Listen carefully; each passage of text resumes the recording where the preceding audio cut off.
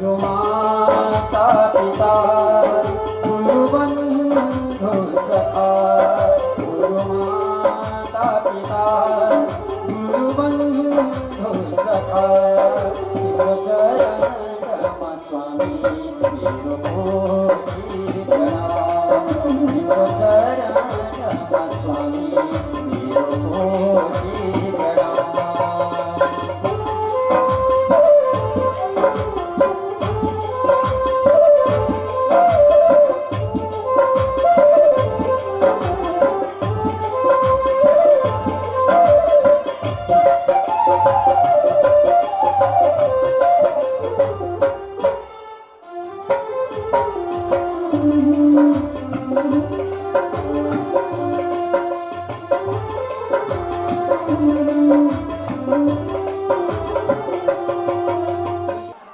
धृतराष्ट्रले हात जोडेर बिन्ती गर्यो, एउटा बाल्टीमा दुधको सिर्का बज्ने बित्तिकै बाछा बाछीले कति हतार गर्छन् दुध खानलाई। एउटी आमा मेलापातबाट आउने बित्तिकै बाल बच्चाले काखमा गएर स्तनपान गर्न कति हतार गर्छन् जन्मिन्छन्। श्रीमान श्रीमती विदेश गएको बेलामा दिन गनेर औँलो भाँचेर बस्नु परेछ, यहाँ प्रतीक्षा गरेर बस्नु परेछ, कहिले आउला। यी बरेलीहरूले आँखामा केही पर्छ कि भनेर कति जागरुक भएर बसिया छन् आँखालाई जोगाउनका लागि। त्यसै गरी इन्द्र म पनि प्रतीक्षारत छु जीवन मुक्ति हुनका लागि, मलाई मारेर जीवन मुक्ति दान दिनुहोस् है, तपाईँ मेरो आमा हो। इन्द्र लज्जित भए, मार्न सकेन। महाराज इन्द्र, दधिची भन्ने ऋषिको एक बित्ताको हड्डी ल्याएर अमोघ वज्रमा चढाएर सरोवर नदीको फिजमा लगेर लटपटिएर प्रहार गर, तब मात्र मर्छ, नत्र मर्दै आकाश मार्गबाट पहिचान। इन्द्र जोगी बनेर सबै देवतादिहरूको साथमा दधिची ऋषिको आश्रममा जानु, छल कपटी माध्यमबाट आज एक बित्ताको दधिची ऋषिको शरीरको हड्डी माग्नु, ऋषिले आफू मरेर संसार बचाउनका लागि आफू मरेर एक बित्ताको हड्डी दान दिनु, त्यसैलाई ल्याएर अमोघ वज्रमा राखेर समुद्रको सरोवरको जलमा फेजमा लटपट्याउनु, प्रहार गर्नु, वृत्रासुर भन्नेवाला दैत्य टक्लक्कै मर्नु। बोले वृत्रासुर मर्दन भगवानको हो। अब वृत्रासुर भन्ने दैत्य को थियो, किन इन्द्रको हातबाट मरेर तुष्टको ऋषि भएर जन्मियो, पुत्र भयो? प्रश्न चिन्ह खडा हुन्छ। एक चित्रकेतु भन्नेवाला राजा थियो, वृत्रासुर पहिलो जन्म। चित्रकेतु भन्ने राजा एउटी रानी, दुईटी रानी, तीनवटी रानी, करोडौं रानी सन्तान भएनन्। नमय रूपितो वृक्ष, नरोपेको वृक्षबाट फलफुल दिन्छ। नमय पालितो धेनुमा पालेको गाईले कहिले ब्याउन जानिन्, बाछा बाछी जन्माउन जानिन्। नमय पालितो भार्या करोडौं रानी पाल्दा पनि एउटैले सन्तान जन्माउन जानिनन् भनेर वैराग्य भने राजा चिन्तित भए। एक दिन अङ्गिरा भन्ने ऋषि र नारदको कृपाबाट एउटा पायस रूपी चरोको लड्डु दिनु, यही लगेर रानीलाई खुवाउनु, यसैबाट सन्तान जन्मिन्छन्, एउटा छोरो जन्मिएला भन्ने बित्तिकै त्यतिका रानी छन्, कसलाई खुवाउनु? मेरी कान्छी, करोडौंको कान्छी तिमी नै हो मेरी प्यारी, तिमी खाऊ है भने 79,79,979ले कपालको रौँ बनिहाल्छ। त्यो पनि भयो। धर्म साक्षी राखेको मेरी जेठी, लाउ तिमीले खाना पाउनु पर्छ भने अरूले बसी साध्य गर्ने, त्यो पनि सम्भव छ। के गर्ने होला, कसो गर्ने होला? चिन्तित भएर अन्तिम अवस्थामा सत्यताको नियमलाई मानेर जेठी रानीलाई खान दिएछन् राजाले। गर्भमा बच्चा आयो, 9 महिना पुग्यो, बच्चा जन्मियो, छोरै जन्मियो। अब त राजाको माया लरकै जेठीतिर। घिउ र भात खाने पनि जेठी, छोरो पाउने पनि जेठी, प्रजाले माया गर्ने पनि जेठी। अब त राजाले अरूलाई त टुलुकै हेर्न छोडे। 79,79,979 रानीहरूले एउटा मत गरेछन्, बैठक चलाएछन्, दिदी बहिनी हो यति अपमानित भएर बस्नु हुँदैन, केही उपाय त सोच्नै पर्छ। हामी अपमान भएको कारण त्यही बच्चा हो, बच्चा टक्लकै मार्दै घाँटी थिच्यो अनि त हामी सर भइहाल्छ, मार्दिउँ। रातिको बिचमा गएर बच्चालाई घाँटी थिचेर सानी आमाहरूले मार्दे। बच्चा राजा डाको छोडेर रोइलो न। पहिला त्यही रानी रुँदै गए, त्यही मार्ने सानी आमाहरू, मेरो मुटुको टुक्रा, हे मेरो बाबा, हे मेरो छोरो हो। हाम्रो गर्भबाट नजन्मे पनि दिदीको गर्भबाट तिमी जन्मिया थियौ, दिदीको छोरो हामीले भनेका थिएनौ, तिमी त हाम्रै छोरो हो परान। एकचोटि आमा नभनिकन तिमी कहाँ गयौ मेरो बाबा, एकचोटि आमा भनेर बोल्देऊ न भन्छन् है सानी आमाहरू। नाटक देखाइरहेछन् है, आँसु बगाइरहेछन्। मेरो मुटु मेलोको, मेरो कलेजो, मेरो फोक्सो, मेरो सर्वस्वलाई कहीँ नभएका मार्ने बेला घाँटी थिची थिची मार्ने। अहिले नाटक अगाडि राजा डाँको छोडेर ढुन लागे। त्यही बेलामा नारद भन्ने ऋषि र अङ्गिरा भन्ने ऋषि आउनुभयो। हे चित्रकेतु राजा, के भयो? छोरो जन्मिया थियो, मर्यो। के भयो? मर्ने चिज मर्यो, नमर्ने मरे भएको। मर्नु थियो, मर्यो। चिन्ता नगर, मरेको छोरो पक्रेर के रमिता गरिरहेको, सत्कत संस्कार गर्नु। होइन होइन नारद, यही छोरोको साथमा म पनि रुँदै रुँदै रुँदै मरेर यो शरीरलाई त्याग गर्छु, म पनि मरिदिन्छु। ओहो चित्रकेतु, किन यति वैराग्य भए? तिमी के चाहन्छौ भन त भन्दा, एकचोटि छोरोले बाबा मात्र भन्दै पनि हुन्थ्यो, एकछिन बचाइदिएर कसैले बाबा मात्र बोल्न लगाइदिए पनि पुग्थ्यो। ल 5 मिनटको लागि तिम्रो छोरो म बचाइदिन्छु। 5 मिनटको लागि पटापटी बोल्छ हामीले जस्तै, 6 मिनट लागेपछि छोरो फेरि मर्छ, तिम्रो होइन भन्दैन। त्यो पनि हुन्छ भनेको सानी आमाको अनुहार त डाडो जत्रो भयो। लौ न पोल खोल्दै भने के गर्ने? भागौँ, कहाँ भागौँ? मरे मान्छे के बच्छ र, किन भाग्ने? अमृतको जल नारदले छरिदिने बित्तिकै बच्चा आज निन्द्राबाट बिउजे जस्तो जवानी अवस्थाको भनेर पटापटी बोल्न लाग्यो। चित्रकेतु राजाले मेरो छोरो भनेर कमाल गर्नु भएको थियो। को छोरो? कसको छोरो? कहिलेको छोरो? यो झुटो नाता नलाउनुहोस्। बाबु छोरो, तिमी त मेरै छोरो हो। होइन, तपाईँको छोरो म केही समय थिएँ, म मरेपछि तपाईँको छोरो होइन, म त अर्कैको छोरो बन्नुपर्छ, तपाईँको होइन। बाबा, यो झुटो नाताले मलाई बाबा छोराको सम्बन्ध नलाउनुहोस्। भन्नुहोस् अन्तिम चाहना के छ? एकचोटि बाबा भन्दैनौ भन्ने बित्तिकै बाबा भन्दैन। सानी आमाहरू घुक्क घुक्क आँसु पुछिरहेछन्। हे आमा भनाउँदा हो, कहीँ नभएका पापिनीहरू। बाबा सुन्नुहोस्, यी सानी आमाहरू सबै पापिनी रहेछन्, अपराधी रहेछन्। मलाई घाँटी थिची थिची मारेका यी पापीहरू, यी अपराधीहरू अहिले तपाईँ अगाडि आएर नाटक गरेर आँसु बगाइरहेछन्। यी आँसुको मूल्य छैन, यी मूल्य नभएका आँसु। पानीमा पनि फोहोर मैला नालाको पानी बगे जस्तो आँसु, यो फोहोरी आँसु। कहीँ नभए अपराधी हो। मैले के गल्ती गरेको थिएँ? मैले के बिरा थिएँ? मेरी आमासँग बदला लिन, मेरो बाबासँग बदला लिन म बच्चालाई मारिदिने हो? तर सानी आमाहरू, मलाई दुःख लागेको छैन। पैँचो मैले पहिला मारेको थिएँ, अहिले मलाई मार्यो, दुःख यसो छ। लाजले सानी आमाहरूले हात जोडे, लौ न, पहिला हामीलाई पनि मारेको थियो र बाबु, मारे। पहिला म एउटा गाका थिएँ, चराचुरुङ्गी मार्ने, जनावर मार्ने, मासु खाने। एक दिन एउटा रुखमा चराको गुँडदेखि बच्चालाई माउले आएर खैरहेको देखि त्यही चराको बच्चा झिक्नको लागि रुखमा चढेको मलाई कमिलाले टोकेर जान दिएन। एउटा हाँगामा कमिलाको ठुलो गोलो रहेछ, त्यो हाँगा नै काटेर भैँमा झारे। त्यति गर्दा पनि मैले बच्चा गएर झिकेर मासु खान सकिनँ। कमिलाले टोकेर छरपष्टै पारे। हतार हतार हतार हतार, यही कमिलाको कारणले मैले चराको बच्चा झिकेर खान पाइनँ। यो कमिला सबै मारिदिन्छु भनेर त्यही कमिलाको गोलामा करोडौँ कमिला थिए। मैले आगो सल्काएर डढेलो लगाएर 1 करोड बराबरको कमिलालाई मारेकी थिएँ। आज त्यही कमिलाहरू तपाईँ मेरी सानी आमाहरू मान्छेको चोलामा आउनुभयो। आज तपाईँहरूले मलाई मार्नुभयो। पहिला तपाईँहरू कमिला हुँदा मैले मारेको, अहिले म मान्छे बच्चा भनेर आएको, तपाईँले मलाई मारेको कुनै चिन्ता छैन। ऐँचो र पैँचो चल्छ, सरसापटी चल्छ। तर बाबा, यी आमाहरूको लैलैमा लागेर नबस्नुहोस्। तपाईँ जीवन मुक्ति हुनु छ भने मेरी आमालाई लिएर जङ्गल जानुहोस्। मेरो 5 मिनटको समय सकियो, म लाग्यो वैकुण्ठ बच्चन। राजा बौला जस्तो भए, त्यही छोराको संस्कार कर्म गरे। राजा रानी विमानमा चढेर कान्छी रानी 79,49,979लाई छोरो त मार्यौ, यही पैसो खान मारिया रहेछौ, यही राज्य लिन मारिया रहेछौ, खाऊ जति भए तिमीहरूको लागि लैजाऊ, कोको बनाएर सबै सुम्पिएर। जेठी रानीलाई लिएर विमान भनेको अहिलेको हेलिकप्टर चढेर घुम्न लाग्यो। बौला जस्तो भयो।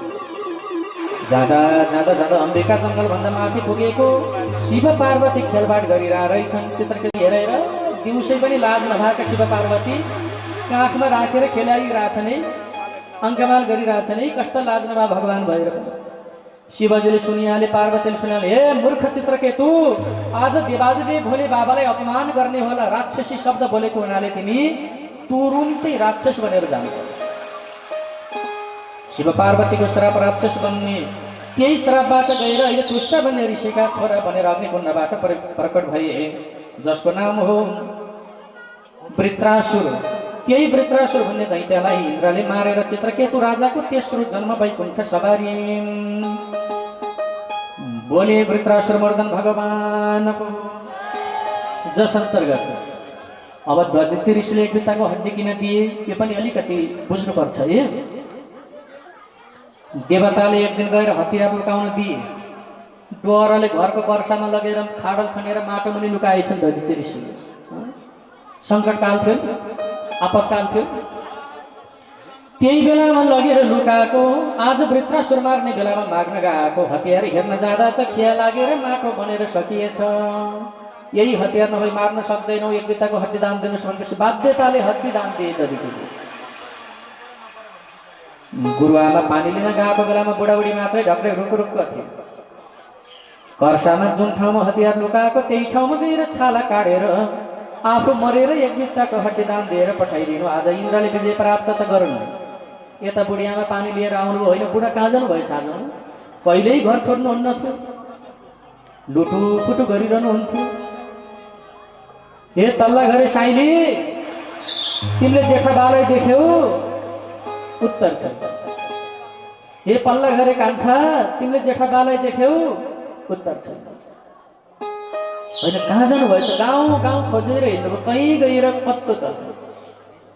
मध्याह 12 बजे। ओहो, कहाँ जानुभएछ?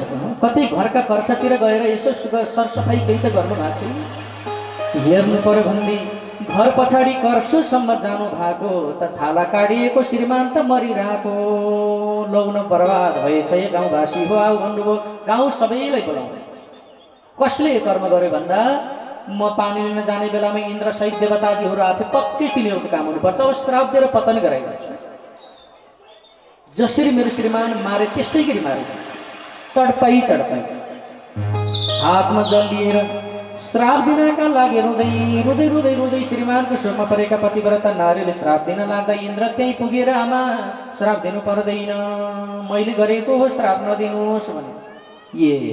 तँ पापीले हो जस्तो मलाई लागिरहेको थियो, तँ अधर्मी हो, तैँले स्वार्थको लागि जे पनि गर्छस्, तँ यो फाइदाको लागि यो स्वर्गलोकको समाजबाट कहिले एक्लिन्छस् पनि, कहिले सबैलाई ल्याएर घुमाउँछस् पनि।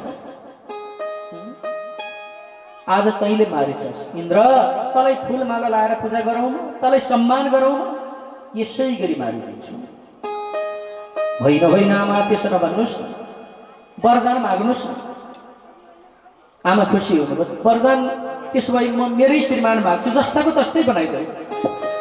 इन्द्र सहित देवताले अमृतको जल वर्षाइदिनु। आज दधिची ऋषि वरदानबाट हाई गर्दै निन्द्राबाट बिउजे जस्तो भएर जुरुक्क उठ्नु। वृत्रासुर दैत्य पनि मर्यो, दधिची ऋषिको शरीर पनि वरदानबाट जस्ताको तस्तै भयो। स्वर्गको राज्यमा इन्द्रले पनि राज्य जमाएर बस्न पाए। भगवानको लीला अलौकिक छ। बोले कृष्ण कन्हैया लालको। भागवत षष्ठ स्कन्द 19औं अध्यायले सुसम्पन्न गरिदिन्। अब सप्तम स्कन्द प्रहलाद भक्तिको बारेमा कथालाई लक्ष्य गराउन लाग्दै हुनुहुन्छ भन्ने समानको कथा यस प्रसङ्गबाट। बोले भक्तवत्सल भगवानको जय राम। हरिलाई हरिलाई मनले जपौ, हरिलाई हरिलाई हरिलाई मनले जपौ, हरिलाई वैकुण्ठमा बस्ने हो सधैँभरि, वैकुण्ठमा बस्ने हो सधैँभरि। हरिलाई हरिलाई मनले जपौ, हरिलाई हरिलाई हरिलाई मनले जपौ, हरिलाई वैकुण्ठमा बस्ने हो सधैँभरि, वैकुण्ठमा बस्ने हो सधैँभरि। हो कि होइन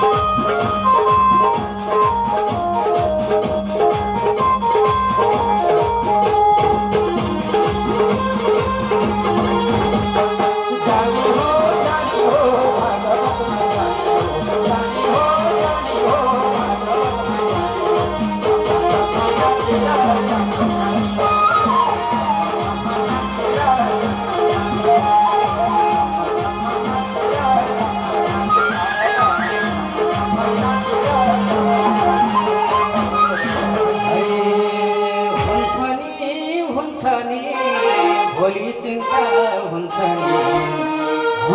नि भोलि चिन्ता हुन्छ भागवतमा नगए यो मन रुन्छ नि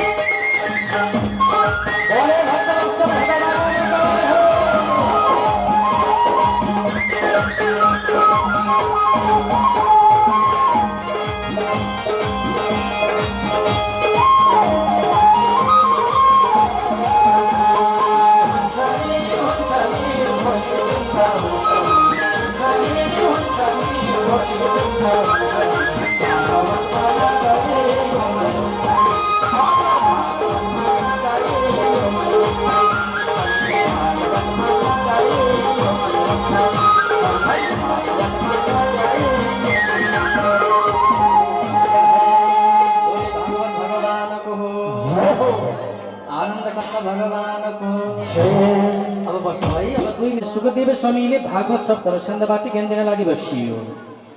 समह प्रिय सुरित ब्रह्मांड भूतानां भगवान स्वयं इंद्रस्यार्थे कथम दैत्य अवधि विषम हो यथा कश्यप भन्ने प्रजापति की दुईवटी श्रीमती दिति र अदिति दितिबाट जन्मेका राक्षसी कुल राजा बलि सहितका दानवहरू अदितिबाट जन्मेको इन्द्र सहित देवतादिहरू एउटै दिदी र बहिनी दुईटालाई विवाह गर्नु माइत जाँदा दिदी र बहिनी घरमा आएपछि सौता सौती भोताली पनि चल्छ कहिले बाटोमा जाँदा गन्थन मन्थन गर्दै जान्थे माइत जाँदा दिदी तिमीले भूत ल्याएर कपाल आदि सिद्धिसक्यो भने तिमीले नि भूत ल्याउने भने पालै पाल कस्तो होला त्यो माइत जाँदा दिदी बहिनी घरमा आएपछि सौता र सौती आँखा भगटे दाना जत्र बनाएर हेरिहाल्ने दुइटै के लाग्छ माइत जाँदा दुइटै चन्द्रमुखी घरमा आउँदा दुइटै ज्वालामुखी कहिले विस्फोट होला भन्दा आगो भन्छन् है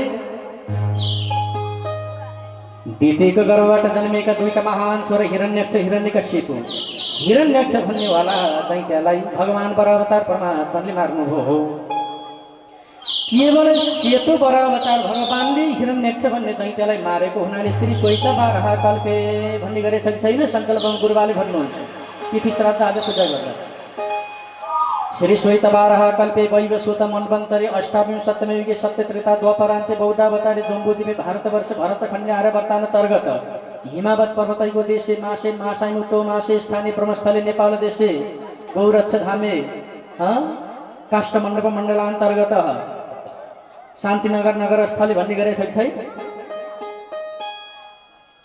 सेतो बन्देलले पृथ्वीको उद्धार गरेको हुनाले श्री श्वेत बारह कल्पे भरत ब्रह्मज्ञानीले जम्बूद्वीपलाई विजय प्राप्त गरेर राज्य सञ्चालन गरेको हुनाले भारतवर्ष मार्य जातिको बसोबास भएको हुनाले आर्यवर्तान अन्तर्गत प्राय लेक साइडतिर हिमपात हुने भएको हुनाले हिमावत जे भनिएको छ भागवतले वेदले त्यही भइरहेछ सङ्कल्प भनिरहेछ सेतो बन्देलले पृथ्वीको उद्धार गरेको हुनाले सेता बन्देल अहिले पनि प्रशस्त पाइन्छ 2 वर्ष 4 वर्ष विदेश गयो आए के गर्ने त भन्दा बङ्गुर पालन गर्ने हो कि है सुकिलो हुँदो रहेछ सेतो राम्रो हुँदो रहेछ जनै लुकाएर उतै मुन्टिया छन् टुप्पी लुकाउँदै उतै गएका छन् ठाडो चन्दन पुछ्दै सेतैतिर लरकै छन् है ल है सेतो खानेले कालो नि खायो हुन्छ उस्तै हो सेतो र कालो फरक छैन प्रशस्त पाइन्छ जे भनिएको छ त्यही भइरहेछ एक हिरण्यक्ष भन्नेवाला दैत्यलाई भगवानले मार्नुभयो अब हिरण्यक्ष र हिरण्यकशिपुमा को दाइको भाइ अब बुझ्नुपर्ने कथा यहाँ अलिकति जटिल छ जन्मिदाको दाजु भएर जन्मेछ हिरण्यक्ष जन्मिदाको भाइ भएर जन्मेछ हिरण्यकशिपु गर्भ रहँदा दाइ भएर गर्भ रहेछ हिरण्यकशिपु भाइ भएर गर्भ रहेछ हिरण्यक्ष तर जन्मिने बेलामा गर्भको भाइ जन्मिने बेलाको दाइ हिरण्यक्ष बरावतारले मारे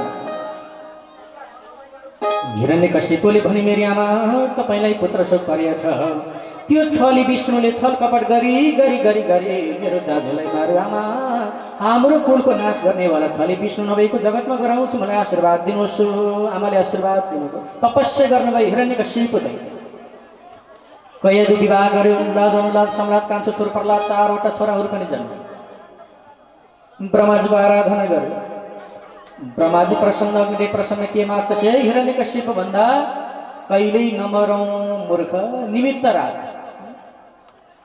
केही न केही निमित्त राख नमर्ने त दिन सक्छ त्यसो भए जलमा होइन थलमा होइन भित्र होइन बाहिर होइन दिनमा होइन रातमा होइन तल होइन माथि होइन जनावरबाट होइन मनुष्यबाट होइन सुकेको बाटो होइन केवल 12 महिनामा होइन मलाई कसैले मार्न नसकोस् भन्दा तथास्तु सत्यम भवतु ते वच बाबु तेरो वचन सत्य होस् भन्दै प्रमाण हातमा तरबार लिएर विश्व ब्रह्माण्ड घुम्न लाग्यो पूर्व पश्चिम उत्तर दक्षिण ईशान वाद्य अग्नि नैऋत्य 8 दिशा विजय प्राप्ति गर्यो पृथ्वीलाई दण्ड दियो सजिलै पृथ्वीले अन्नदान दिनुपर्ने खनजोत गर्नै नपर्ने त्यस्तो त अहिले पो चाहियो त गाउँमा खेतबारी बाँझै छ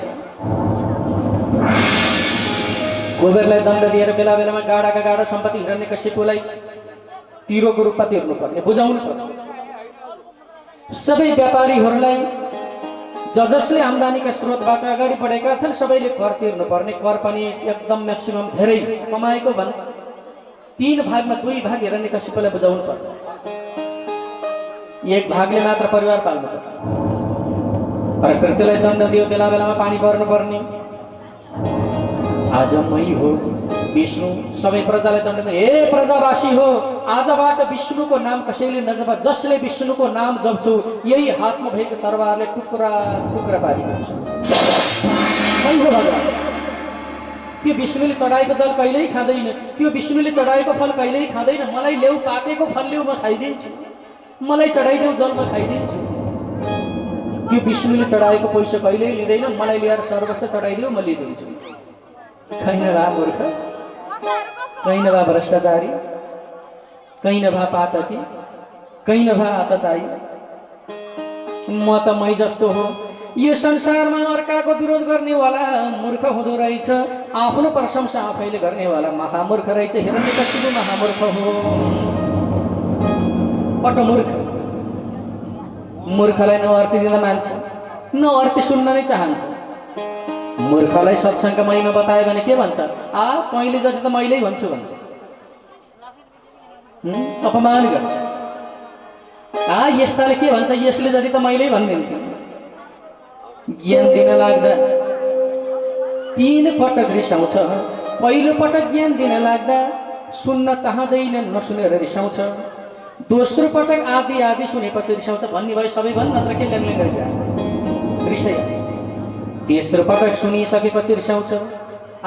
कति न नौलो राम कहानी, यो त मलाई पहिल्यै थाहा थियो, के नाटक गरिरह, तेरो कुरो सुन्नु छैन मलाई भन्छ।